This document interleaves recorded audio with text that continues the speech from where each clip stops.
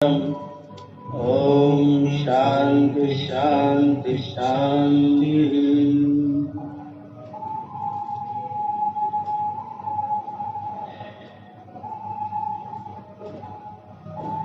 कल चर्चा चल रही थी कि मुक्ति को प्राप्त करने के लिए हमको क्या क्या करना चाहिए।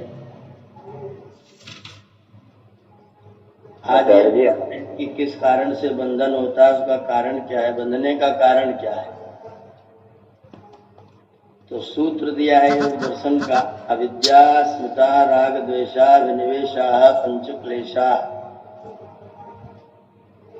अविद्या इसका स्वरूप क्या है, आप लोगों को ध्यान होगा जो स्वरूप कहा था, अनित्या शुचि सुखानात्मसु नित्य शुचि सुखात्म खातिर विद्या। अनित्य अशुचि दुख और अनात्म अर्थात जड़ में नित्य शुचि सुख और चेतन की भावना करना अविद्या है। यह अविद्या का स्वरूप है। पृथक वर्तमान बुद्धि को आत्मा से भिन्न न समझना। बुद्धि जीवात्मा से पृथक है, अलग है, वो उसका साधन मात्र है, उसको जीवात्मा से भिन्न न समझना अस्मिता है। सुख में प्रीति होना राग है, दुख में अप्रीति होना द्वेष है। और सब प्राणी मात्र को यह इच्छा सदा रहती, मैं सदा शरीरस्थ रहूं, मरूं नहीं। मृत्यु दुख से त्रास अभिनिवेश कहलाता है। इन 5 क्लेशों को योगाभ्यास और विज्ञान से छुड़ा देने पर ब्रह्म को प्राप्त होकर मुक्ति के परमानंद को भोगना चाहिए। ये सिद्धांत बताया, 5 क्लेशों को समाप्त किया जाए। इसमें लिखा योग दर्शन में, अविद्या क्षेत्रम उत्तरेषाम्। अविद्या जो है वो बाकी 5 का खेत है। बाकी 5 अविद्या रूपी खेत में उगते हैं। जब अविद्या होती है तभी अस्मिता आती है, तभी राग आता है, तभी द्वेष आता है, तभी अभिनिवेश आता है। और विद्या आती है तो ये सब के सब समाप्त हो जाते हैं। तो अविद्या क्षेत्रम उत्तरेषाम्। अविद्या को नष्ट करेंगे तो बाकी सब धीरे धीरे अपने आप समाप्त हो जाएंगे। प्रश्न किया, जैसी मुक्ति आप मानते हैं वैसी अन्य कोई नहीं मानता। देखो, जैनी लोग मोक्षशिला और शिवपुर में जाके चुपचाप बैठे रहना, ईसाई लोग चौथा आसमान जिसमें विवाह लड़ाई बाजे गाजे वस्त्रादि धारण से आनंद भोगना, वैसे ही मुसलमान 7वें आसमान वाम मार्गी श्रीपुर शैव कैलाश वैकुंठ और गोकुलीय गोसाई लोग गोलोक आदि में जाकर उत्तम स्त्री अन्नपान वस्त्र स्थान आदि को प्राप्त होकर आनंद में रहने को मुक्ति मानते हैं। पौराणिक लोग सालोक के ईश्वर के लोक में निवास और सानुज्य छोटे भाई के सदृश ईश्वर के साथ रहना, सारूप्य जैसी उपासनी देव की आकृति है वैसा बन जाना, सामीप्य सेवक के समान ईश्वर के समीप रहना, सायुज्य और ईश्वर से संयुक्त हो जाना, ये 4 प्रकार की मुक्ति मानते हैं।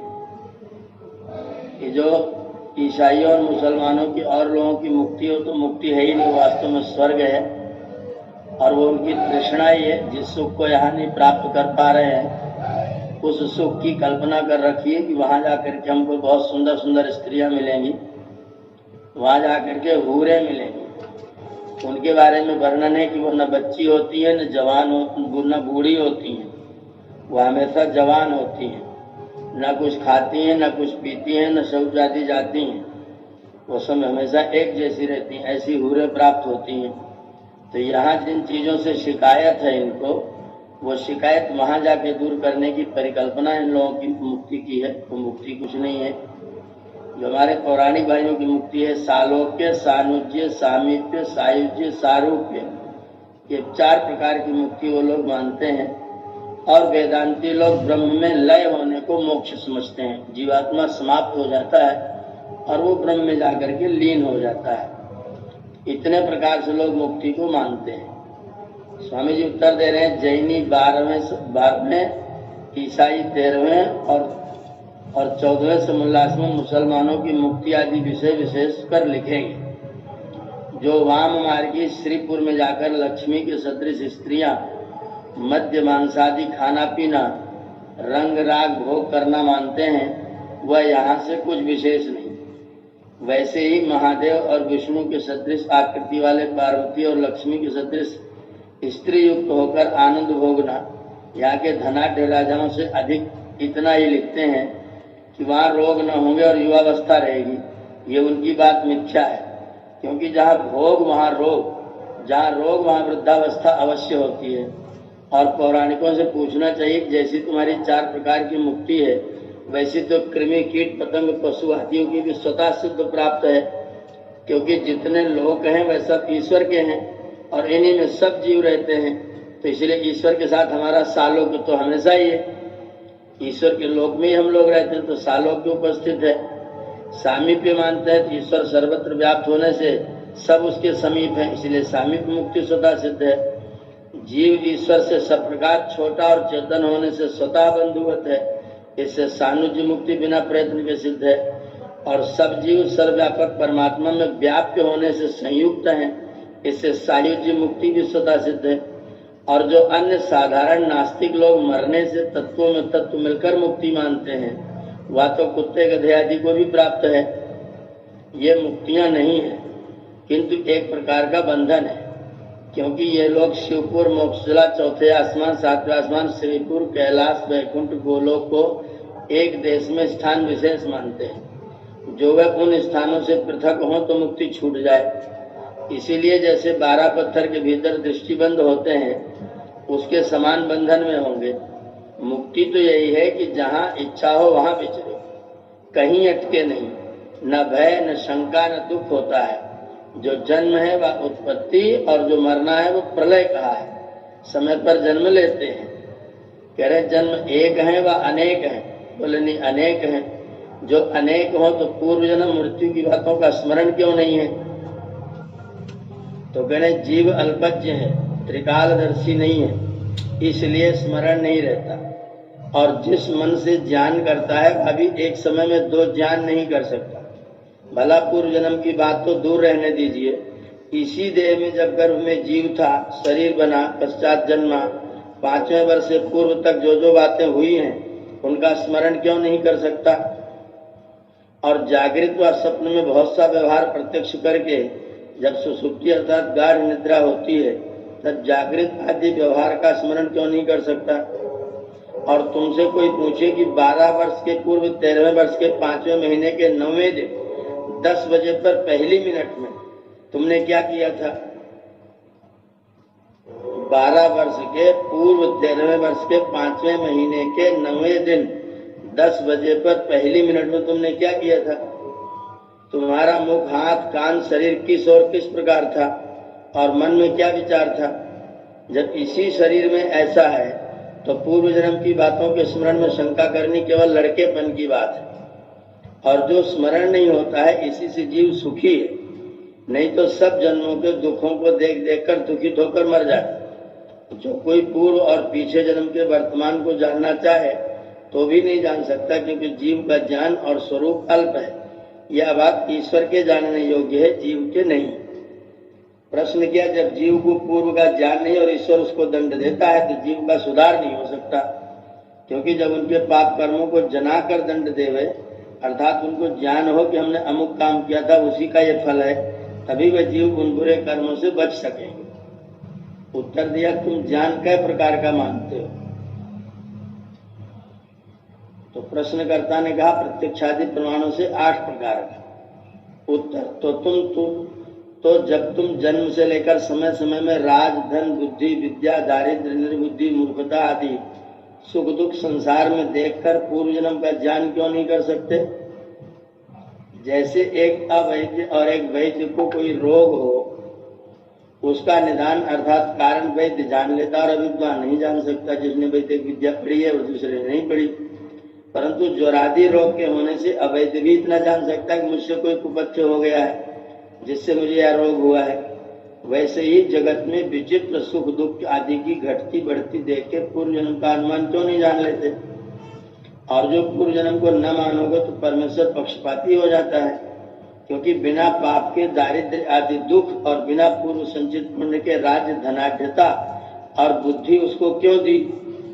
और पूर्व जन्म के पाप पुण्य के अनुसार दुख सुख के देने से परमेश्वर न्यायकारी यथावत रहता है। प्रश्न किया, एक जन्म होने से भी परमेश्वर न्यायकारी हो सकता है?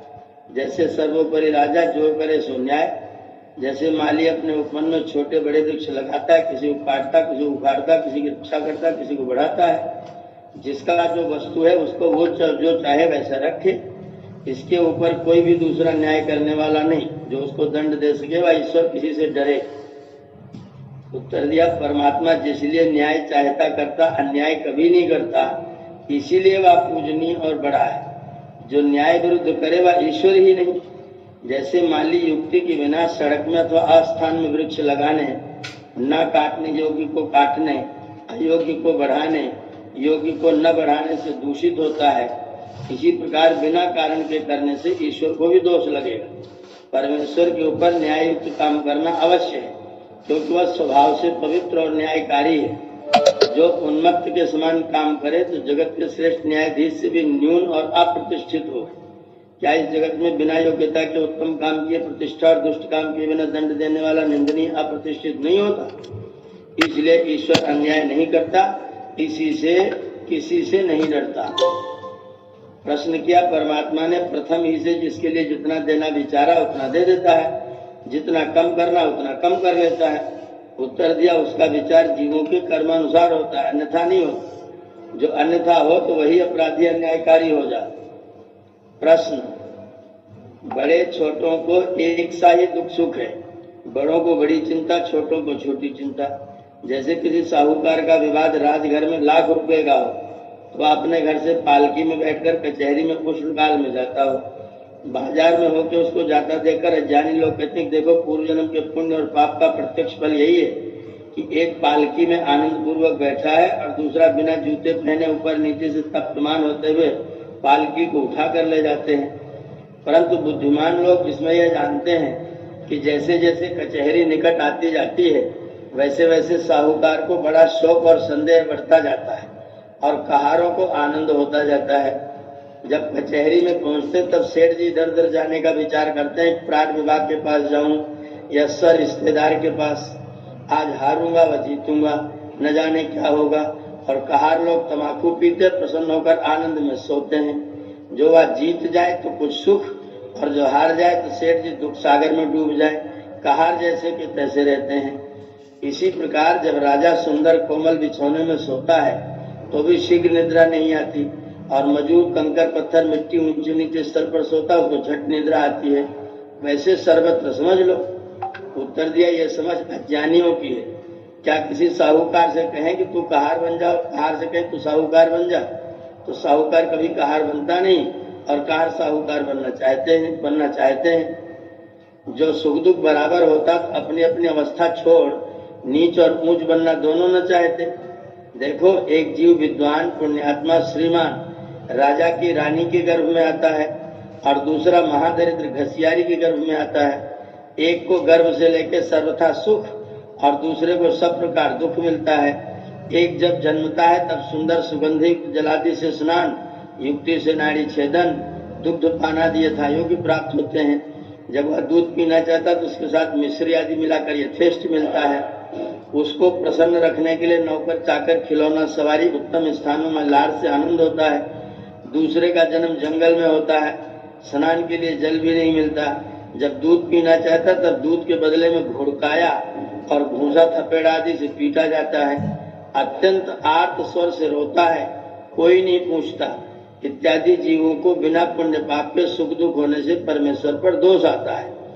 दूसरा, जैसे बिना किए कर्मों के सुख दुख मिलते हैं तो आगे नरक स्वर्ग भी ना होना चाहिए, क्योंकि जैसे परमेश्वर ने इस समय बिना कर्मों को सुख दुख दिया है वैसे मेरे पीछे भी जिसको चाहेगा उसको स्वर्ग में और जिसको चाहे नरक में भेज देगा।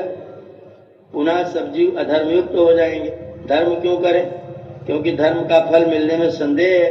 परमेश्वर के हाथ है, जैसी उसकी प्रसन्नता होगी वैसा करेगा। तो पाप कर्मों में भय न होकर संसार में पाप की वृद्धि और धर्म का क्षय हो जाएगा। इसलिए पूर्व जन्म के पुण्य पाप के अनुसार वर्तमान जन्म और वर्तमान तथा पूर्व जन्म के कर्म अनुसार भविष्य जन्म होते हैं। ये सिद्धांत निश्चित तौर पर जानना चाहिए। आज मैं यहीं पर पाठ बंद कर रहा हूँ। किसी के मन में जिज्ञासा हो तो 5-7 मिनट का टाइम में कर सकते हैं। ओम। जी आचार्य जी। आचार्य जी, इसमें पौराणिक और ईसाइयों को एक श्रेणी में खड़ा कर रहे हैं। जी जी। पौराणिक को और ईसाइयों को, मुस्लिमों को एक श्रेणी में खड़ा कर रहे हैं। नहीं, एक श्रेणी में नहीं कर रहे हैं, सबका सिद्धांत बता रहे हैं। सब लोगों का सिद्धांत बताया जा रहा है। कह रहे हैं कि ये इनका मानता है, इनकी मान्यता है, और मान्यताएं दोनों ही झूठी हैं, तो फिर दोनों एक श्रेणी में हो ही जाएंगे जब दोनों झूठे हैं। तो ये पौराणिक लोगों भी उसी सिद्धांत के अंतर्गत पाए जा रहे हैं। हाँ बिल्कुल बिल्कुल। वो जो जिस तरह की वो मुक्ति मानते हैं सायुज्य सालोक्य वाली, वो सालोक्य तो हम लोग हमेशा ही है।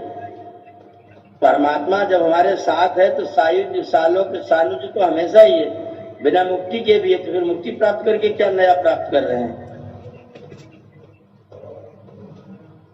ये गोसाई, आचार्य जी, गोसाई क्या है? गोसाई कौन है? गोसाई लोग होते हैं, उनका सिद्धांत होता है अलग। पहले ज्यादा प्रतिष्ठित है, थोड़ा सा उनका मामला कम हो गया है। वो हिंदू में ही आते हैं ना? हाँ, हिंदू में। अब गोसाई वाले साईं हो गए हैं क्या आचार्य? नहीं, गोसाई वाले साईं नहीं हुए हैं जी। जिनकी बुद्धि भ्रष्ट हुई है वो लोग साईं हुए हैं। अच्छा जी, वही जो गोसाई गिरी गोसाई वही है क्या? वही गोस्वामी जिसको कहते हैं वही गोसाई पहले अपभ्रंश है। गोसाई शब्द अपभ्रंश है, तो गोस्वामी है। गोस्वामी का गोसाई है। वो पहले एक मत था, थोड़ा प्रतिष्ठित था। अब उसके लोग बहुत कम रह गए, लगभग समाप्त प्राय ही है। जी आचार्य जी। एक प्रश्न बड़ा अच्छा सा है यहाँ पर। कृष्ण जी कहते हैं कि हे अर्जुन, मेरे और तुम्हारे सैकड़ों जन्म हो चुके हैं। हाँ। मैं सब जानता हूं, तुम नहीं जानते। हाँ। और महर्षि यहाँ कह रहे हैं कि जो कोई पूर्व पीछे जन्म के वर्तमान को जानना चाहे तो भी नहीं जान सकता, क्योंकि जीव का ज्ञान और स्वरूप अल्प है। यह बात ईश्वर के जानने योग्य है, जीव के नहीं। पूर्व जाति ज्ञानम लिखा हुआ है, पूर्व जन्म के कर्मों का ज्ञान नहीं। स्वामी जी यहाँ कर्मों के ज्ञान का मना कर रहे हैं। यहाँ लिखा हुआ ना, पूर्व पीछे जन्म के वर्तमान को जानना चाहे तो नहीं जान सकता। पीछे जो जन्म था उसमें जो वर्तमान था, वर्तमान माने संस्कृत भाषा स्वामी जी की है ना, तो वर्तमान मतलब उस जन्म में जो तुम कर रहे थे उन कर्मों को नहीं जानते हो। जन्म को जान सकते हैं, कर्म को नहीं जान सकते। हाँ, जन्म को जान लेते हैं। उस जन्म में क्या क्या कर्म किए थे वो ईश्वर के जानने का है। क्योंकि इस जन्म वाले भी बचपन वाला तो नहीं याद रहता है। हाँ, इसी जन्म में बचपन वाला याद नहीं है। तो कर्म की बात करें कि कर्म नहीं जान सकते, जन्म को जान सकते हैं, पीछे के जो जन्म हुए। हाँ, पूर्व जन्म में, वर्तमान का मतलब है पूर्व जन्म में जो उस समय हो रहा था वो नहीं जानते। जी। योग के माध्यम से पूर्व जाति का ज्ञान हो सकता है, क्या जन्म हुआ था ये ज्ञान हो सकता है, पर उस जाति में उस जन्म में क्या क्या कर्म किए थे जो वर्तमान हुआ था वो नहीं जान सकते। जी, उसका तर्क ये है कि हम बचपन से भी बहुत सारे किए हुए इस जन्म का भी नहीं जानते हैं, यही याद है। हाँ। जी, अच्छा।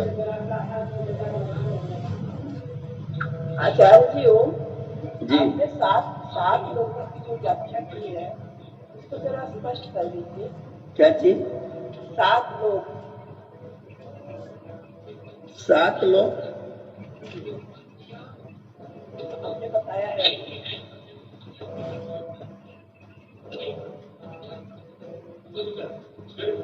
सातवां आसमान आचार्य जी बोल रही है क्या? हाँ, 7वां आसमान और क्या आपने बताया है। मुसलमान लोग मानते हैं कि अल्लाह ताला 7वें आसमान पर रहते हैं। तो जब जीव मुक्त होता है तो अल्लाह ताला के साथ 7वें आसमान पर चला जाता है। ईसाई लोग मानते हैं चौथे आसमान पर चला जाता है, जी वो अपने परमात्मा को चौथे लोक में मानते हैं, लोग सातवें लोक में मानते हैं। आचार्य जी, जी जिस समय महर्षि ये लिख रहे हैं तो उस समय तो इनके ये ग्रंथों में ऐसा था वर्णन, तो उन्होंने वहां से लिया और बताया उसको। तो क्या आज भी इतने सारे देश, इतने माने 56-57 देश तो इनके हो गए, और इनके भी काफी देश हैं ईसाई के, तो क्या इनकी मान्यता आज भी यही है कि इसमें कुछ परिवर्तन हुआ है? जी आचार्य जी, जी इनकी मान्यता आज भी यही है। आज भी यही मानते हैं ये लोग, सातवें आसमान? बिल्कुल बिल्कुल, अपनी मान्यता को लोग अस्वीकार नहीं कर सकते। माने जो बाइडेन मान लीजिए मानते, ईसाई धर्म को ही मानते होंगे, ईसाई मत को ही मानते होंगे, तो क्या उनकी मान्यता यही है कि इस विषय को छोड़ देते हैं वो लोग? नहीं नहीं, ऐसा ही वो लोग मानते हैं, आज भी वही मानते हैं, खत्म नहीं किया। तो इन लोगों के आचार्य इतना विज्ञान करने कराने का, इतना टेक्नोलॉजी बनने का क्या मतलब रह गया? सातवां आसमान चौथा आसमान चल ही रहा है इनका अभी, बताइए। आचार्य जी अभी चल गई। पांच आसमान और बता दीजिए। प्रेमपाल पांच लोक और इतना चले और क्या चल रहा पांच लोक अच्छा समझ गया। ठीक ठीक प्रणाम करना जरूरी है। ऐसे वैसे के चक्कर में ना पड़ता हूँ विद्वानों के शिक्षण में घूम रहे हैं। आचार्य जी, हाँ जी हाँ दो आपने बता दिया, तीन और समझ में आ जाए। ये सातवां तो मुसलमानों का है और चौथा ईसाइयों का है। जी। तो ये जो और बचे हुए हैं वो किसके हैं, एक बार वाम मार्गियों का श्रीपुर आचार्य जी बता रहे हैं। हाँ, वाम मार्गियों का श्रीपुर है। ये क्या है का श्रीपुर? मतलब आचार्य जी सब जीव बट गए हैं क्या?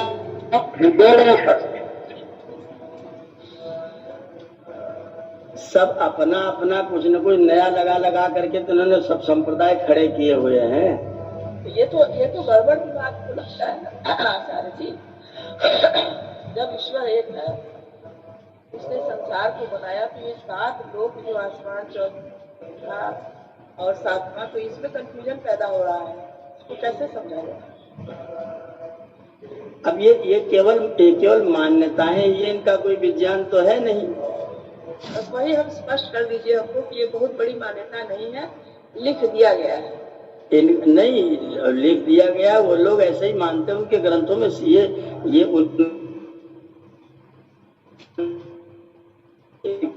जो वैष्णव लोग हैं उनके सब वैकुंठ में रहते हैं। वैकुंठ कहाँ है इससे उन्हें कोई लेना देना नहीं है जी।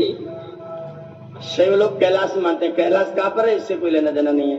और वहाँ की कुछ परिकल्पनाएं हैं कि वहाँ स्त्रियां मिलेंगी, वहाँ गायें मिलेंगी, वहाँ जो गाय होती बच्चा नहीं देती, खाली दूध देती है। स्त्रियां कभी वहाँ की गायें बच्चे नहीं देती, खाली दूध देती रहती हैं। आचार्य जी, फिर इसको हम कपोल कल्पित समझ सकते हैं? टोटल कपोल कल्पित, टोटल कपोल कल्पित। बड़ा ही विभ्रम पैदा हो जाता है कि ये क्या है, इसको ये शुद्ध रूप से कपोल कल्पित है, सब कपोल कल्पित है। ये कपोल क्या है आचार्य जी? पैर रख के जमा। ये कपोल क्या है? गाल। ये कपोल क्या है? कपोल गाल, मुंह से जो मर्जी है वो कह दिया। कपोल कल्पित मतलब आचार्य जी गढ़ा हुआ। जैसे किसी अज्ञानी लोगों को बुलाया, और जैसे आजकल नहीं देख रहे हैं आप, ये वो कबीर को परमात्मा घोषित करने पर तुला पड़ा है बाबा रामपाल। वो कह रहा वेद में कबीर लिखा हुआ है। अब कबीर मनीषी, उस अंधे को नहीं तो कबीर मनीषी लिखा है। वो रोज बाकायदा टीवी पर सिद्धगंज वहाँ पर कबीर लिखा हुआ है वेद में। आचार्य जी, हमारे संशय का आप एक समाधान कर दीजिए कि कबीर पंथी, वाम पंथी, तमाम तरह के पंथ है, पंथ एक ही है, रास्ते अलग है। नहीं, जो पंथ अलग है, रास्ता से कोई मतलब ही नहीं है। जो वास्तविक रास्ता है, सत्य सिद्धांत रास्ता, वो तो है वेद।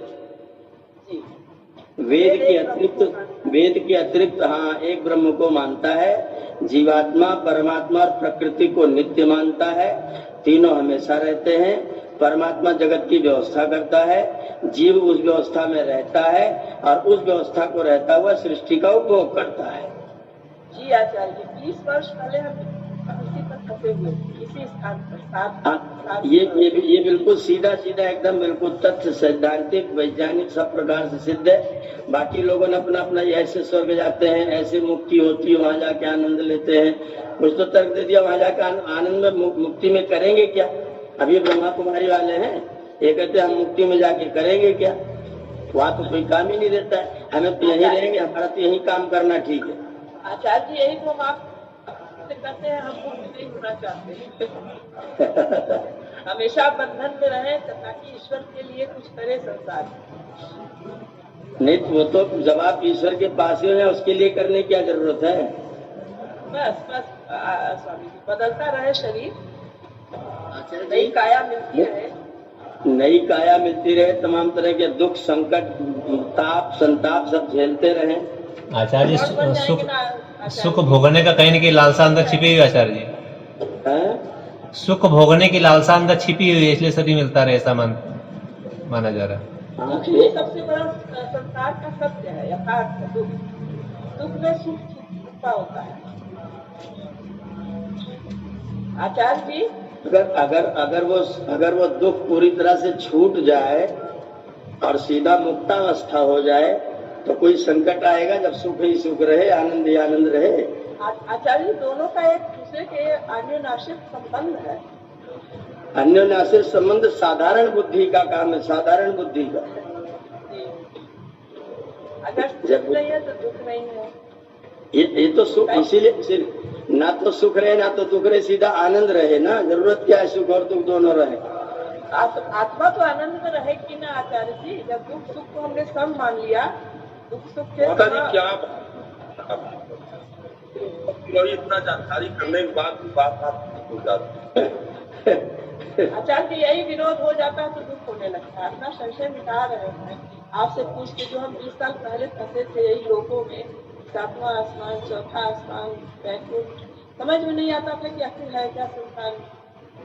आचार्य थोड़ा बैकुंठ समझा दीजिए, बैकुंठ है। इसको बाद में समझाएंगे, मेरा टाइम होगा बैठने का। बहुत बढ़िया। सब लोग यजमान बन के बैठे हुए हैं, मैं जाऊंगा तुरंत। ओम आचार्य जी नमस्ते। जी ओम। जाइए, सभी को स्वर्ग में पहुंचा दीजिए। नमस्ते भैया, नमस्ते जी। आचार्य जी भारत माता की जय। सभी लोगों को ओम प्रणाम, नमस्ते। नमस्ते। विद्यालय जाने का समय है। लड़ाई भी जारी है। नमस्ते जब तक हम लोग मुकाम पे नहीं पहुंचेंगे, लड़ाई तो जारी ही रहेगी। लड़ाई भी जारी है। जो योद्धा हैं वो अपना हथियार उठा लें। भानु प्रताप जी, कभी कभी होता है कि हम हायर एजुकेशन की बात करते हैं तो कभी कभी ऐसा होता है बहुत मुश्किल चलवा। सही है। जब आप हायर एजुकेशन में पहुंच गई उसके बाद देखिए, ज्वार भाटा समुद्र में भी आता है। आप कौन बोल रहे हैं? भाई मुकेश बोल रहे हैं। हाँ मुकेश, कौन बोल रहे हैं? माता जी। हाँ मुकेश जी, एक चीज सुनिए। अरे माता जी, हाँ, बहुत बड़ा समुद्र होता है, महासागर। पिछले दिन ज्वार और भाटा आता है तो फिर मन जी आप माता जी का परिवर्तन हो रहा है, हमारे संशय दूर कर लेने दीजिए। नहीं, कोई लोग डॉक्टर कुसुम का बहन। हाँ जी, मैं सफीर बोल रहा हूँ। ये आपके विरोधी मुकेश जी हैं। नहीं, हमको लगता है कभी सोचते हैं मेरे प्रश्न। आप उनको विरोधी क्यों मानते हैं? आप उनके हितैषी क्यों नहीं मानते? पड़ोसी है। नहीं, देखिए, जिसको हम विरोधी मानते हैं वही हमारे सहयोगी हैं परोक्ष रूप से। वही लेकर के आए उनको यहाँ पर रक्षा में। पड़ोसी है। विरोधी बिल्कुल न कहिए।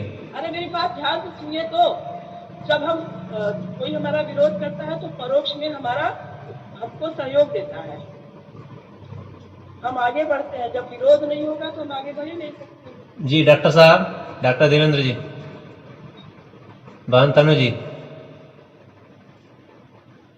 थोड़ी सी चर्चा कर लीजिए, फिर समापन करेंगे 7:30 पे, 10-11 मिनट। लोगों को विद्यालय जाना होता है। आप म्यूट करके यात्रा करते रहिए, आपको रिकॉर्डिंग मिल जाएगी। अच्छा लगता है तो आपको लालच आ रही है कि आप चले जाएंगे तो कुछ छूट जाएगा आपका, आपको रिकॉर्डिंग मिलेगी, चिंता मत करिए। आपको लालच लग रहा है क्या, आप चले जाएंगे तो कुछ छूट जाएगा आपका? वो छूटने वाली बात तो है ही है। हाँ तो छूटेगा नहीं, आपको रिकॉर्डिंग मिलेगी, आपको पूरी ना रिकॉर्डिंग मिलेगी। ठीक है जी, जिसको जाना रहे अपना म्यूट करके आप यात्रा कर सकते हैं, जब कट जाएगा। नमस्ते जी नमस्ते डॉक्टर साहब।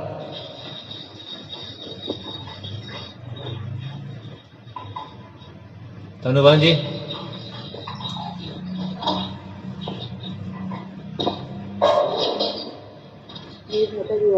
जी जो नमस्ते। तो लता जी बर्तन खड़का रहे, कुछ भोजन खिलवाएंगे क्या? कौन खड़खड़ा रहा है? तनुभान जी हैं? ये तो मेरा सौभाग्य है। अभी हम बंद कर देते हैं, म्यूट कर देते हैं, म्यूट करके काम कीजिए। डॉक्टर साहब, ये जो चौथा आसमान 7वां आसमान की बात आ रही है, समय ना बर्बाद किया जाए। ये चौथा आसमान जो 7वां आसमान की बात आ रही है, दोनों का जो संघर्ष चल रहा है इस समय, डॉक्टर साहब इतने जानकार लोग हैं, इतना ज्ञान है लोगों को, विज्ञान का, टेक्नोलॉजी का, दुनिया का, मंगल ग्रह पर भी जा रहे हैं, ब्रह्मांड के ऊपर इतना बड़ा टेलीस्कोप लगा रखा है, इतनी घटनाएं देख रहे हैं। और ये तो वही बात हो गई कि बड़ी ऊपर ऊंचाई पर उड़ रहे हैं गिद्ध, और नीचे मरे हुए जानवर पर उनकी दृष्टि रहती है। एक कल तो वीडियो हमने डाला है उसमें, हाँ ग्रुप में। जी देखा है। अगर ज्ञान प्राप्त करना है तो उसमें ये लिखा है, वो जो कृष्ण को भगवान बता रहे हैं, भगवान के स्वरूप में आ गए हैं, तो उनके स्तर में पहुंच गए वाला चीज है।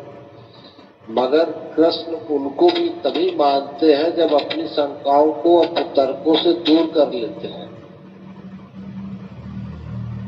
मगर ये लोग उनको जो बाइबिल लिखी है, जो कुरान लिखा है, उसको ये नहीं मानते हैं कि इसको आदमी ने लिखा है।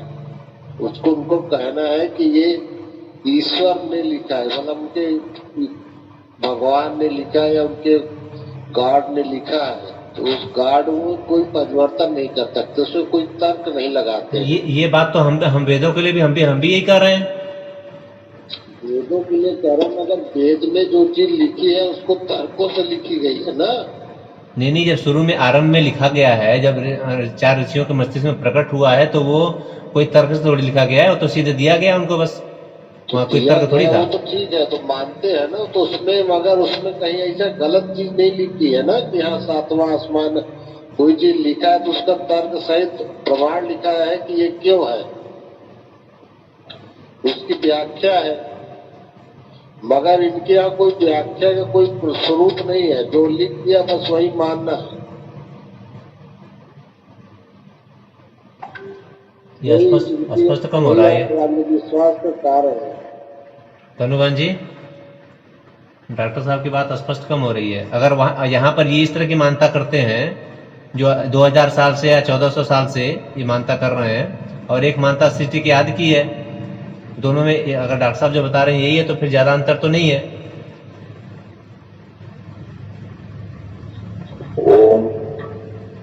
जी कृष्ण कुमार जी बोलिए। जी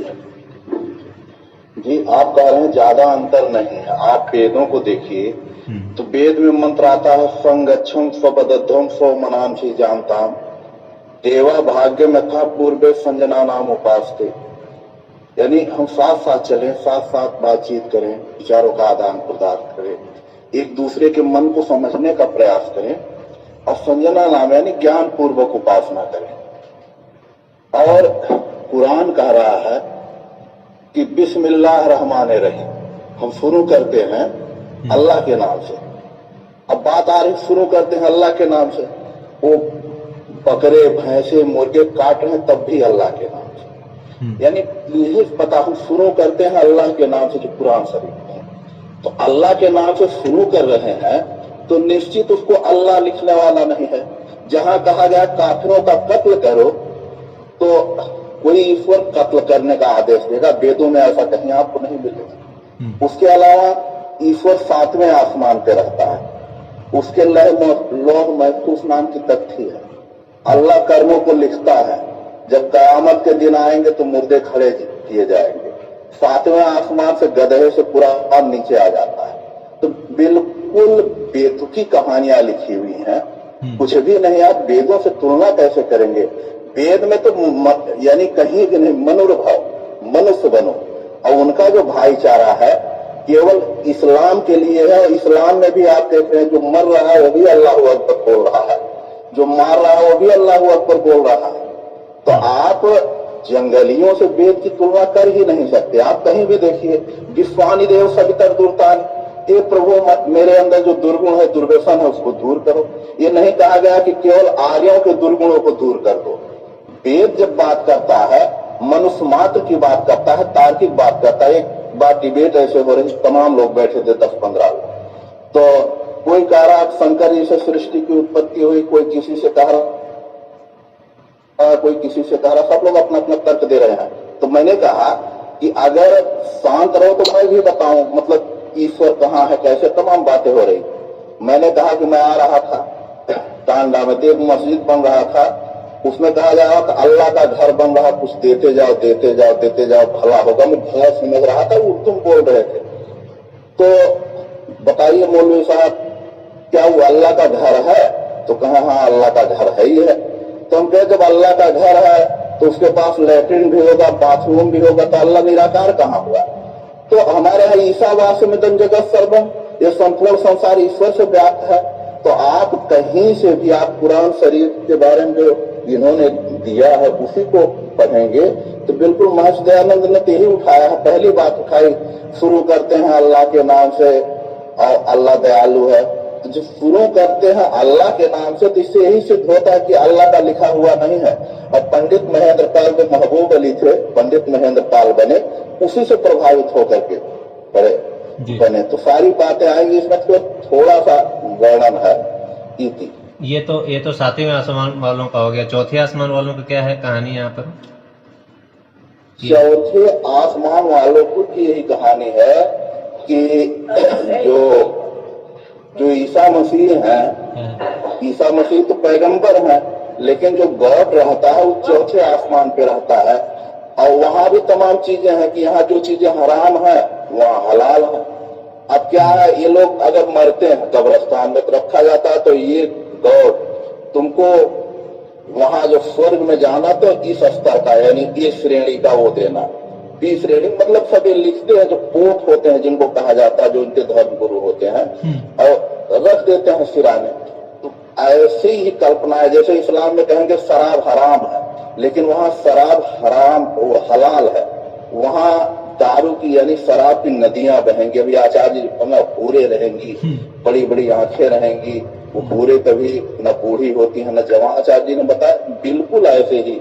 अभी रंगीला रसूल पढ़ो ना, हमारे यहाँ तो कहा जाता है वेदों से प्रभावित होकर के जो श्लोक भी लिखे गए, आचार्य मनु ने लिखे कि यत्र नार्यः पूजन्ते रमन्ते तत्र देवता, जहाँ नारी का सम्मान होता है वहाँ दिव्य शक्तियां निवास करती हैं। और उनके यहाँ देख लो तो महिलाएं खेती हैं, महिलाएं ढकना, औरत माने ढकना होता ही है। जो तालिबान बिल्कुल ढक देते हैं, वो फैशनी नकाब नहीं पहनना, बिल्कुल ढक दे, उसी छेद से लगते रहो।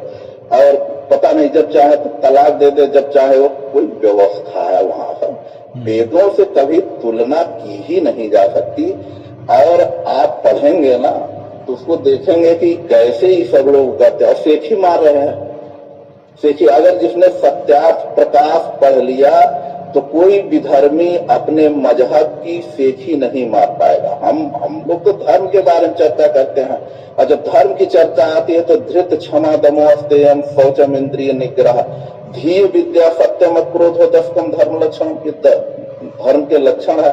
और जितनी अच्छी व्याख्या संस्कृत में हो जाएगी, उनके पास ही नहीं, धर्म के बारे में पूछते रहो, सब लोग लंबी चौड़ी बात कहेंगे। लेकिन आप एक श्लोक में थोड़े श्रुतान सुनो, धर्म सर्वस्व श्रुतान, धर्म के सार को सुनो, आत्मना प्रतिकूलान परेशान न समाचरित, जो व्यवहार अपने को बुरा लगे दूसरे के साथ मत करो। कितनी बढ़िया धर्म की परिभाषा। हमको कोई गाली देता है बुरा लगता है, दूसरे गाली न दे।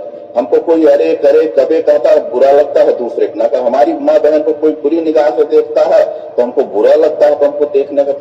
जितनी अच्छी व्याख्याएं वेदों या वेद से जो सहायक पुस्तकें हैं लिखी गई हैं कहीं नहीं मिलेंगे, लेकिन दुर्भाग्य है हम लोगों का कि हम लोग उसको पढ़ने का प्रयास नहीं करते, समझने का प्रयास नहीं करते। जिस दिन पढ़ लेंगे समझ लेंगे वास्तव में हमारा भी कल्याण होगा, समाज का भी कल्याण होगा, संसार का भी कल्याण होगा। कोशिश तो चल रही है, उसी क्रम में हम लोग चल रहे हैं। जी, जी। तो क्या मतलब ये जो आज का वर्तमान चल रहा है, जो चल रहा है इधर अपने ही एक भूखंड पर, तो क्या अभी चौथा आसमान सातवां आसमान हमको लग रहा है कि अभी यहाँ भी ब्लास्ट होने वाला है? ये सब सारे मतों का जो है पुनर्विवेचना सब लोग करेंगे कि क्या मान्यता है, क्या सही है। न दुनिया में चौथा आसमान है न सातवां आसमान है। तमाम वैज्ञानिक खोज हो रही है और न कभी मिला आसमान माने नहीं, जो मान्यताएं मैं जो कहना चाह रहा हूँ कि ईसाई मत में, इस्लाम मत में जो मान्यता है, अभी तो सब चीजों पर चर्चा तो आरंभ होगी, क्योंकि जिस तरह का संकट खड़ा हुआ है अभी, ये संकट टला नहीं है और भी संकट बढ़ेगा और बहुत भयंकर रूप में बढ़ेगा और भारत के ऊपर सबसे ज्यादा आने वाला है। क्योंकि वो तो अभी समर्थन कल मांग लिया उसने कि हमें कश्मीर के ऊपर समर्थन दीजिए, तालिबान कश्मीर में भी आए और यहाँ करे, उसके पास सारा हथियार है, सब कुछ जहाज से साथ सब कुछ लैस हो गया, वो तो आएगा भी वो, तो संकट तो सबसे ज्यादा अपने ऊपर आने वाला है। तो इस पर जो बहस छिड़ेगी पूरे संसार में, और इस बहस को लगता है एक निर्णय पर पहुंचना ही चाहिए कुछ ना कुछ। तनुभान जी, आप कुछ कहेंगे इस विषय पर, जो इस तरह की चीजें चल रही, माने सबको सारे सिद्धांत को वर्तमान तक लेकर के आइए, तो हम, क्योंकि हम लोग को ज्ञान अपना बढ़ाना है और ज्ञान बढ़ा के हमें क्या कर्तव्य यहाँ पर आज तय करना है, इसको तय करना पड़ेगा।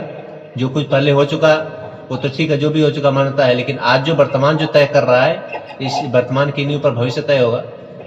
जी तनुभान जी।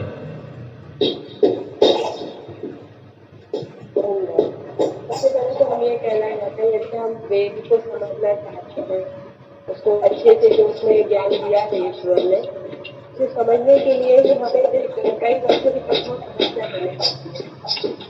सबसे पहले तो ब्रह्मचर्य का पालन सबसे अनिवार्य है। यदि हम ब्रह्मचर्य का पालन नहीं करेंगे तो शायद वेद को कुसुम जी थोड़ा म्यूट कर लीजिए आप।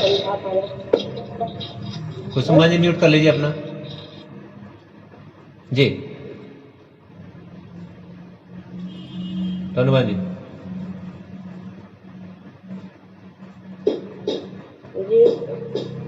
अच्छा बोलिए, कोई बात नहीं। ब्रह्मचर्य का पालन सबसे अधिक जब तक हम ब्रह्मचर्य को नहीं समझेंगे, ब्रह्मचर्य क्या है, बहुत आवश्यक है ब्रह्मचर्य को समझना। इसलिए हमारे ऋषि मुनियों ने जो बनाया था नियम कि पहले जो है चारों वेदों को पढ़ के तभी गृहस्थ में प्रवेश करें, एक नियम था।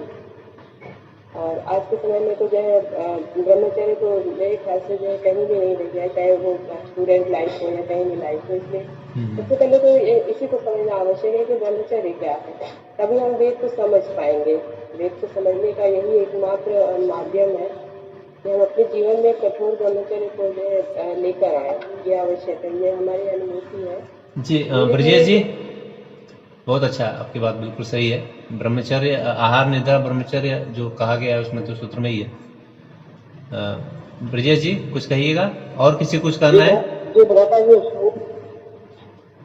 हाँ, योग से फुर्सत पाए, अभी योग से फुर्सत पाए, ये कक्षा से जी। और किसी कुछ कहना है? आदरणीय जयप्रकाश जी। कुछ कहिएगा, किसी को कुछ कहना है? किसी को भी कुछ कहना है तो कल समापन कर रहे हैं। अमित भ्राता, एक आपसे बात करनी है, एक प्रश्न है मेरा कि जैसे हमारे में अर्थ धर्म काम मोक्ष है हिंदुओं में, इसी तरह से मुसलमानों ने शरीयत, हकीकत, तारीकत, मारिफत किया है। तो कल हमारे यहाँ एक मोहल्ले की औरत आई, उसके पास बकरा बहुत सुंदर था। तो हमने कहा कि इस बकरे को पाल रही हो, क्यों इतना बड़ा? अरे माता जी, ये बकरा बड़ा होगा तो संतान की बलि देनी होती थी, तो उसको हटा के बकरा रख दिया हमारे अल्लाह ताला ने। बकरा कट गया, संतान बच गया। तो अगर बकरा संतान बच जाता तो फिर हमको अपने बच्चे की बलि देनी होती। देखिए ये मान्यता समझ में नहीं आती है, अभी इसमें भी लिखा है। कल इस विषय को आचार्य के सामने रखिएगा या ग्रुप में रखिएगा, तो उस पर उनको जवाब देने के लिए आप कुछ मिल जाएगा जो उनको जवाब देना है आपको, कि बच्चे को बलि छोड़ करके बकरे की बलि देना, बलि देकर खाना भी उसको, ये जंगलीपन का माने पूरा तरीका है। जब अल्लाह ताला ने बच्चा हटा दिया, बकरा रख दिया, तो वही परंपरा इनकी चली जी गई। कृष्ण कुमार जी कुछ कहिएगा इस पर, उत्तर दीजिएगा। जी जी जी जी, जी। देखिए उनके यहाँ जो कहानियां आती हैं खाने पीने के लिए, कि इब्राहिम थे तो उनको सपना आया किसी जो अपने प्रिय चीज की बलि दो, तो प्रिय चीज की बलि देने के लिए उन्होंने कहा कि अपने बेटे की बलि देना है। उन्होंने अपनी पत्नी से चर्चा की, तो हुआ कि आंख में पट्टी बांध करके हम बलि दें। जब बलि देने के लिए गए आंख में पट्टी बांध करके, नहीं तो पुत्र है मोह उत्पन्न हो जाएगा। जब बलि देने लगे तो अल्लाह ताला ने उस यानी पुत्र को हटा करके वहां बकरा ला दिया। अब बकरा जब कट गया, फिर उसके बाद त्योहार बकरीद मनाया जाने लगा कि हाँ ऐसा ऐसा करो। अरे आज भी अगर बहुत ईमान के पक्के हो तो अपने पुत्र की बलि दो पट्टी बांध करके, बकरा आ जाएगा तब देना। देखते हैं तो ये जो कपोल कल्पनाएं होती हैं, रात के अंधेरे में होती हैं, पट्टी बांध करके होती हैं, धर्मांधता से पूर्ण है, न इसका कोई विज्ञान है, न इसमें कुछ नैतिकता है, खाली बेवकूफी के अलावा कुछ भी नहीं। इसमें तर्क क्या है, सीधे एकदम नकार सकते हो उनको। जी ने लिख किया है। गुरु जी राघवन जी कुछ बोलिए। मेरा प्रश्न आपसे भी और सबसे, अगर अनुमति हो सब अपने खाने पीने का जुगाड़ है भैया। कर लीजिए, फटाफट कर लीजिए राघवन जी। एक है जी कहने का तात्पर्य मेरा ये है, जैसे हम तर्क तो उससे करेंगे ना जो तर्क करने योग्य, इस तो हमारे तर्कों का ना मानने वाला, उससे हम कैसे तर्क करें? उसके लिए क्या व्यवस्था? इसके बाद एक प्रश्न और है, उसके लिए ग्रुप में मत जी बताएं। हाँ राघवेंद्र जी, देखिए मानने वाले नहीं, आप कहीं इकट्ठा होइए 10 लोग, तो अगर हिंदू हैं तो पहली बात हिंदू का ही विरोध करेगा, उसमें सहयोग नहीं। कोई कहेगा ब्रह्मा से सृष्टि की उत्पत्ति, तो कोई कहेगा दुर्गा से, तो कोई कहेगा शिव जी से, अलग अलग चर्चाएं करेंगी और सब आपस में लड़ेंगे। वो अपना वाला की अरे हमारे यहाँ देखो है, जर्रे जर्रे में अल्लाह ताला है। जब आप उसका पोस्टमार्टम करेंगे तो अपने आप पता कहाँ जर्रे जर्रे में, जब अल्लाह ताला 7वें आसमान पे है और वह कर्मों को लिखता है लोह महफूज ना। कयामत के दिन आएंगे, मुर्दे खड़े किए जाएंगे, जो मुर्दे गाड़े जाते हैं ये सब वेटिंग लिस्ट में रहते हैं, पड़े रहते हैं ना, कि वहाँ कयामत का दिन का इंतजार करते हैं। खोद करके देख लो तो कीड़े मकोड़े हड्डी गुड्डी भी नहीं बचेगी। और हम लोग क्या जो सिद्धांत है अंत्येष्टि संस्कार का, छित जल पावत गगन समीरा पंच तत्व रचित वह अधम शरीरा।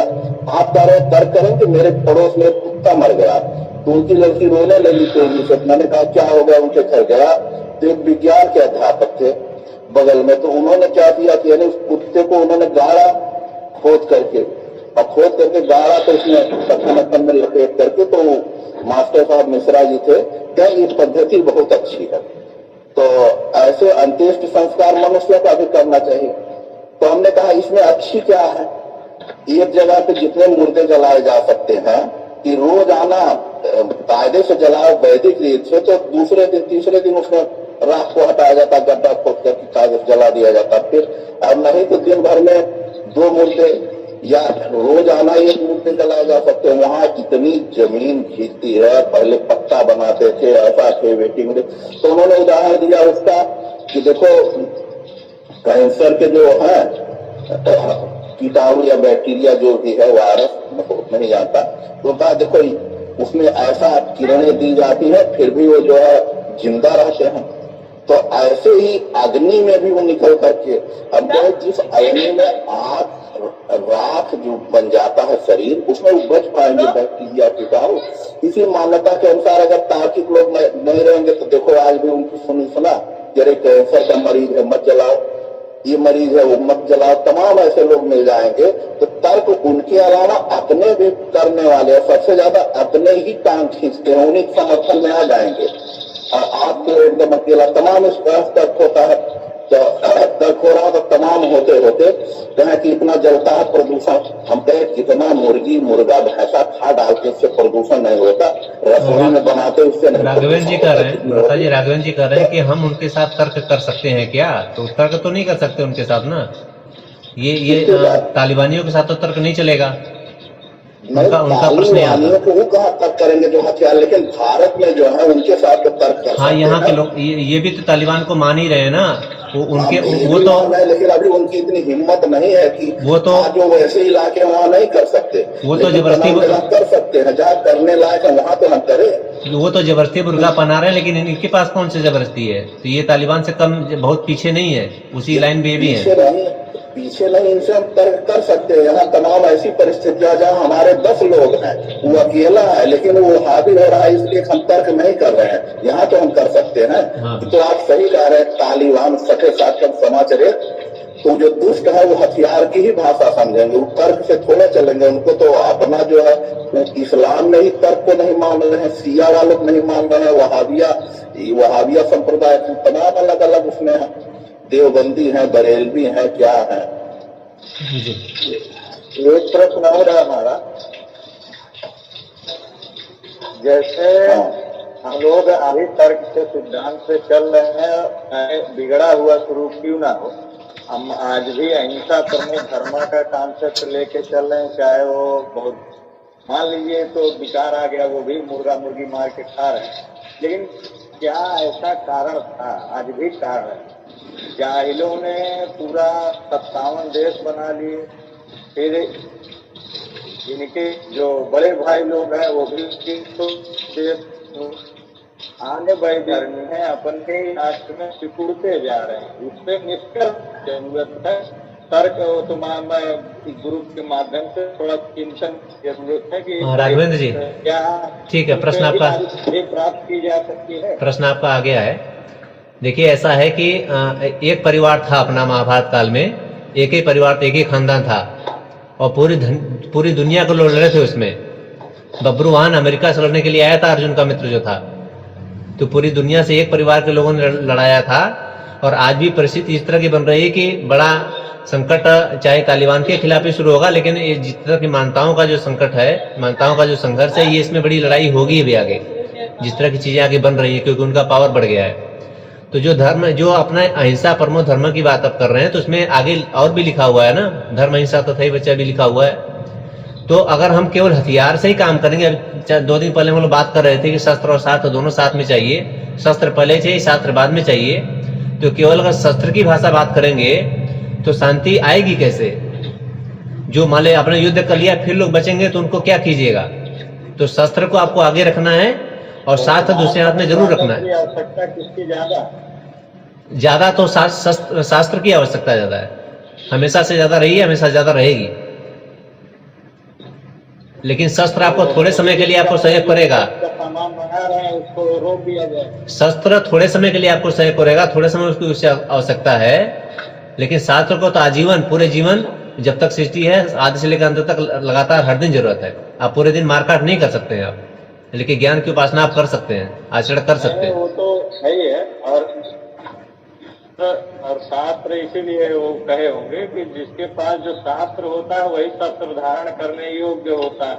लेकिन दुर्भाग्य से समस्या आज ये बन है, आज जाहिलों के हाथ में शस्त्र आ गया। तो हाँ, तो उनके पास, अब यही देख लीजिए ना, उत्तर तो सामने ही अपने है, उनके पास केवल शस्त्र है, शास्त्र नाम की कोई चीज नहीं है, तो उनका क्या भविष्य उनको तो खुद भी पता नहीं है। ऐसे लोगों को हम कैसे सिखाएं? नहीं, उनको चाइना आए दिन जो है हमारे यहाँ बढ़ता चला आ रहा है, पाकिस्तान अलग अपना मुंह दिखा रहा है, तो मतलब हम लोग भौगोलिक दृष्टिकोण से सिमटते जा रहे हैं। तो आज स्थिति, मेरा ऐसा विचार है, मैं नहीं कह रहा हूँ, आज स्थिति दोनों को साथ लेने की आवश्यकता है। जब समरसता आ जाएगी उसके बाद सम्मत तो हम सदा से रहें और सदा से रहेंगे। ये सारे संकटों का समाधान केवल भारत के पास है और किसी के पास नहीं है। वही करेगा तो करेगा, दूसरे के पास का है नहीं। जी डॉक्टर साहब, पे है ना? जी जी, समापन करेंगे अभी सत्र का आज। डॉक्टर साहब अपनी अंतिम टिप्पणी देकर समापन कीजिए। कहाँ आता है डॉक्टर देवेंद्र जी।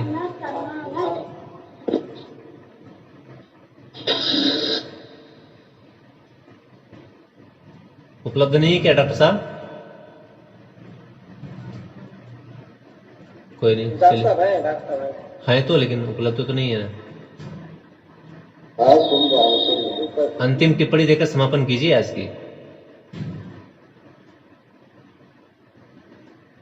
क्योंकि यहाँ पर कर्तव्यों का जो निर्धारण करना है आज की तिथि और आज की परिस्थिति के हिसाब से, वो हमें क्या करना है इस पर, ये हमें जो कर्तव्य है, कर्तव्य तो करना ही है।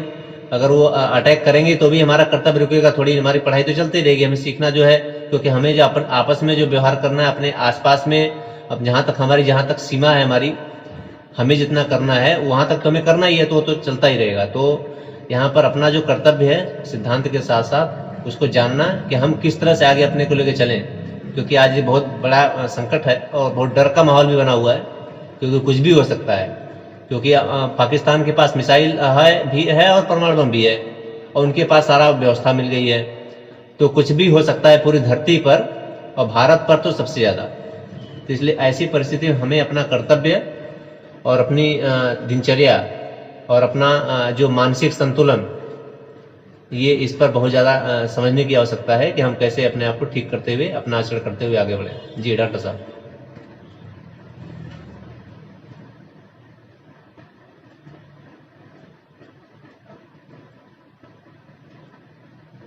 ये ऐसा है कि शास्त्र और शास्त्र दोनों के लिए जो कहा गया है वो गलत नहीं है, ठीक है। जो शस्त्र से समझे शस्त्र से, जो शास्त्र से समझे शास्त्र से। और ये जो संघर्ष की स्थिति है, ये तो जब से ईश्वर ने धरती बनाई है, मनुष्य को पैदा किया है, तभी से पैदा कर दिया है ना, उसी समय से चल रहा है। तो देखिए शुरू में ही बताया गया कि कुछ अच्छे लोग थे, कुछ बुरे लोग थे। ये संघर्ष तो हमेशा चलते रहेगा, कभी ज्यादा कभी कम, ये खत्म नहीं होगा। इसके लिए जो शास्त्र का नियम बनाया गया उसको करना चाहिए। दिक्कत ये आती है कि जो शास्त्र छोड़ दिया गया है, जिसकी वजह से शास्त्र वालों की संख्या बढ़ रही, तो शास्त्र बढ़ाएंगे तो शास्त्र वालों की संख्या कम हो जाएगी। बात जी, दोनों को समन्वय से चलना है। और रही बात आत्मरक्षा के लिए रखना, कोई गलत बात नहीं है। तो आत्मरक्षा के लिए तो हमेशा रखना चाहिए आदमी को, हमेशा तो रही है, इस देश में तो रही है हमेशा से, हर घर में शस्त्र और शास्त्र दोनों ही होते थे। करने के लिए हर देश, हर व्यक्ति, हर नागरिक का अधिकार है क्यों रखे, आत्मरक्षा के लिए रखे, न कि दूसरों को डराने और धमकाने के लिए रखे। जी सुभाष जी। डॉक्टर साहब, ये पर जी अरे यथा युग व्यवहार तो लिखा है ना, दुष्टों के साथ तो दुष्टता की व्यवहार, जो शस्त्र वाले हैं उनको तो शस्त्र से ही तो जवाब दिया जा सकता है, और जो शास्त्र वाले हैं तो शास्त्र वाले हैं। तो दोनों लेकर चलना पड़ेगा। दुष्टों के साथ दुष्टता तो करनी पड़ेगी, उनको जवाब उसी भाषा में देनी पड़ेगी। ठीक है, आदरणीय कृष्ण कुमार जी, डॉक्टर साहब सबने अच्छी प्रकार से बात रखी है। प्राथमिकता जो किसको होनी चाहिए ये तय होना चाहिए कि प्राथमिकता किसको रहेगी, शस्त्र को रहेगी या शास्त्र को रहेगी। जी, प्राथमिकता तो भारत की जो परिस्थितियां हैं, सीमाओं पे शस्त्र की व्यवस्था है, लेकिन जी कृष्ण कुमार जी। जैसे हमारे यहाँ शस्त्र की व्यवस्था है, हम इतने कमजोर नहीं है। हम अगर कमजोर हैं तो विचार से कमजोर हैं। हमको विचार को मजबूत करना, हमारी जितनी आबादी है जो बीमार विचारधारा के हैं उनको ठीक करना है। तो मैं तो समझता हूँ, मेरे समझ से इतनी समय अभी वर्तमान परिस्थितियों में यानी शास्त्र की भी आवश्यकता है। यानी शास्त्र के अभाव में हमारे पास इतने अच्छे ग्रंथ, इतनी अच्छी विचारधारा होते हुए भी हम पिट गए। अब पिटने का कारण था कि सत्ता गलत हाथों में गई, कि जो दुर्भाग्य समझते थे उनकी डिस्कवरी ऑफ इंडिया पढ़िए कि उसमें पैदा वो भारत के भाग्य विधाता बन गए, और ऐसे समझौते किए गए कि यानी उनका हिस्सा देने के बावजूद उनको अधिकार नहीं, विशेषाधिकार दे दिया गया। और आज भी सारे विशेषाधिकार चल रहे हैं। हमको बताया नहीं गया कि हमारे मंदिरों से इतना टैक्स लिया जा रहा है और आतंकवाद में खर्च किया जा रहा है। हमें अंदर की व्यवस्था पे इतने समय अपना फोकस करना है, और बाहर से अभी इतना आसान नहीं है, लेकिन जो सबसे ज्यादा बीमारी है अंदर है।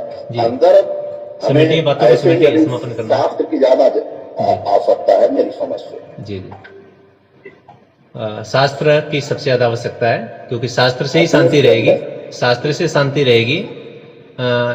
तात्कालिक जो होता है परिस्थितियां, उसको लेकर के शस्त्र की आवश्यकता रहती है। सीमा पर जो हमारे सैनिक हैं वो भी शस्त्र के साथ शास्त्र के साथ शस्त्र को चलाते हैं। ऐसा नहीं कि उनको अनर्गल रूप से वो किसी को भी मारेंगे, जो दंडनीय है उन्हीं को दंड देते हैं। और यहाँ घर में भी, हमारे आसपास में भी होना चाहिए। तो हर घर में शास्त्र वाले भी हों, हर घर में शस्त्र वाले भी हों, हर घर में माने ब्राह्मण क्षत्रिय वैश्य शूद्र हर घर में हो। ऐसा परिस्थिति हमारे यहाँ होती थी, ऐसा परंपरा थी हमारे यहाँ पर। एक घर में सारे ब्राह्मण ही होंगे आवश्यक नहीं है, एक घर में सारे क्षत्रिय होंगे ये भी जरूरी नहीं है, ये नियम नहीं है, ये परमात्मा की व्यवस्था ही नहीं है कि हर घर में, किसी घर में खाली शूद्र पैदा हो, किसी घर में खाली ब्राह्मण पैदा हो, किसी घर में खाली क्षत्रिय केवल वैश्य पैदा हो। ऐसा नहीं है। सभी पूरे परिवार को, एक परिवार, एक पूरा संसार एक परिवार है। तो एक परिवार में भी जैसे संसार में हर तरह के लोग हैं, वैसे एक परिवार में भी अगर 4 लोग हैं तो 4 तरह के हो सकते हैं, 4 तरह के होते भी हैं। तो इस चीजों को समझते हुए शास्त्र की प्राथमिकता रहेगी, क्योंकि उससे चिरकाल तक शांति रहने वाली है। लेकिन क्षणिक शांति के लिए तो दुष्टों का विनाश तो आवश्यक होता ही है, करना ही पड़ता है, उनका वध करना ही पड़ता है। तो निर्देश है अपने शास्त्रों का भी है कि जो अगर 100 लोगों के जीवन पर भारी है तो उसके जीवन को समाप्त करना भी धर्म है। अगर एक मुजाहिदीन, एक जो है आत्मघाती, अगर 100 लोगों की जान ले सकता है, तो अगर पता चल जाए तो उसको तो चौराहे पर खड़े होकर के उसको जो है उसको दंड दिया जाना चाहिए। तो इस व्यवस्था के साथ आइए सत्र के समापन करते हैं शांति पाठ करते हुए। आदरणीय जयप्रकाश जी, भ्राता जयप्रकाश जी, शांति पाठ कीजिए। जी भैया, तुम भैया शांति पाठ। ये एकदम सही कहा भैया आपने। योग शास्त्र के द्वारा ही विश्व में शांति और सामंजस्य स्थापित किया जाता है, दूसरा कोई रास्ता नहीं है। लेकिन दुष्टों का नमस्ते जी, उनको दुष्ट देने में ही उनका नमस्ते है, ये हम कहना चाहते हैं। जी जी।